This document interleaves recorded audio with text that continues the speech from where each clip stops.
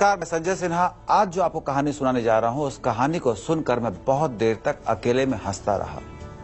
नहीं, मैं हंस नहीं रहा था, दरअसल मैं रो रहा था। आज मैं बिना लाग लपेट के बस सीधे सीधे इस छोटी सी कहानी को आपको सुनाऊंगा और चाहूंगा कि आप भी इस कहानी को सुनकर कुछ सोचें। मुमकिन है आपने भी ये कहानी सुनी हो, पर ऐसी कहानियां बार बार सुननी चाहिए, बार बार सुनानी चाहिए। ऐसी कहानियों के मर्म से आने वाली पीढ़ी को अवगत कराना चाहिए और उन्हें बताना चाहिए कि जब हम किसी को अपना राजा चुनते हैं और सिर्फ जातिगत आधार या उसके वोटों की गिनती के आधार पर चुनते हैं तो फिर हमारा क्या हश्र होता है। प्लीज मेरी कहानी को किसी राज्य से, किसी चुनाव से जोड़कर कतई मत देखिएगा। मैं राजनीति न समझता हूं, न उस पर कहानी सुनाता हूं। मैं राजा रानी की कहानियां सुन सुनकर बड़ा हुआ हूं और दफ्तर में आने वाले फिल्मी कलाकारों के साथ तस्वीरें खिंचवाकर खुश होने वाला हूं। मुझे राजनीति और राजनेताओं से क्या लेना देना। खैर, मैं सीधे सीधे आज आपको उस कहानी पर ले जाता हूं जिसे सुनकर मैं बहुत देर तक हंसता रहा, बहुत देर तक रोता रहा। कहानी एक बंदर की है और कहानी उसके राजा बनने की है। तो उस जंगल में बंदरों की बहुत आबादी थी। सारे जानवरों से अधिक उस जंगल में बंदर हो चुके थे। ऐसे में जब पूरी दुनिया में लोकतंत्र की धूम मची हुई थी, पूरी दुनिया लोकतंत्र की हिमायती हो चुकी थी, तो उस जंगल में भी जानवरों ने आवाज उठाई कि अब चुनाव के आधार पर जंगल में राजा चुना जाएगा। बात सही थी। जंगल में एक शेर था, 4-5 हाथी थे, भेड़िया था, हिरण, लोमड़ी, सियार, गधा, बैल, खरगोश, न जाने कितने जानवर वहां थे, लेकिन बंदरों की गिनती सबसे ज्यादा थी। ऐसे में लोकतांत्रिक पैटर्न पर चुनाव की आवाज उठी तो आबादी के आधार पर बंदर चुनाव जीत गया। लो जी, बंदर उस जंगल का राजा बन गया। पूरे जंगल में खुशी की लहर दौड़ पड़ी।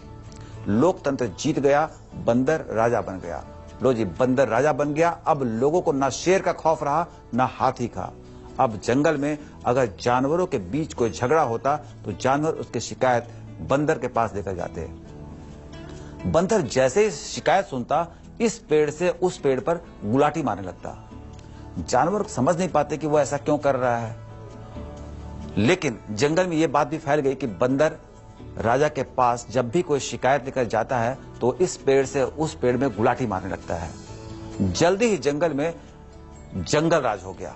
सारे जानवर आपस में झगड़ा करने लगे। आखिर में बेहाल होकर सारे जानवरों ने बैठक बुलाई और तय किया कि बंदर राजा से मिला जाए और जंगल की दुर्दशा की उससे चर्चा की जाए।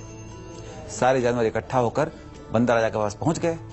कहने लगे, महाराज, जब से आप जंगल के राजा चुने गए हैं, जंगल की स्थिति बद से बदतर होती जा रही है। आपके पास जब कोई शिकायत लेकर आता है तो आप कुछ करने की जगह बस गुलाटी मारने लगते हैं। बंदर ने बहुत धीरे से कहा कि मुझे जो आता है मैं वही करता हूं। आप मेरे पास शिकायत लाते हैं, मैं गुलाटी मारना जानता हूं, गुलाटी मारने लगता हूं। अब मेरी कोशिशों में अगर कहीं कोई कमी हो तो आप मुझे दोषी ठहरा सकते हैं। मैं अपनी तरफ से बहुत ईमानदारी से कोशिश करता हूं। मैं बहुत मेहनत से अपने काम को अंजाम देता हूं। अब मेरी कोशिशें कामयाब नहीं होती तो मैं क्या करूं। इस कहानी को सुनकर मैं हंसने लगा। नहीं, मैं बार बार कह रहा हूं हंसने लगा, दरअसल मैं रोने लगा था।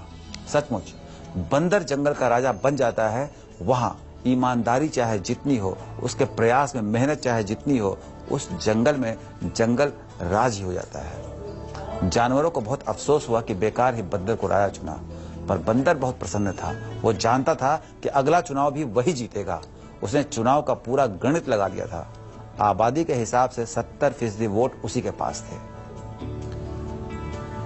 इस कहानी को सुनकर मैं बहुत हतप्रभ रहता था कि क्या यही लोकतंत्र है। जब भी आप अपने लिए कोई राजा चुनते हैं और इस आधार पर चुनते हैं कि सबसे ज्यादा वोट उसके पास है, तो ध्यान रखिएगा कि आपको एक राजा मिलेगा जो बंदर की तरह न्याय करेगा, जिसमें वो सिर्फ गुलाटी मारना जानता होगा तो गुलाटी मारेगा और आपके लिए कुछ नहीं कर पाएगा। मुझे उम्मीद है कि इस कहानी का संदेश बहुत स्पष्ट रूप से आप तक पहुंच गया होगा। आज के लिए इतना ही। आज मुझे फिर इजाजत दीजिए। कल आऊंगा एक नई कहानी के साथ। नमस्कार।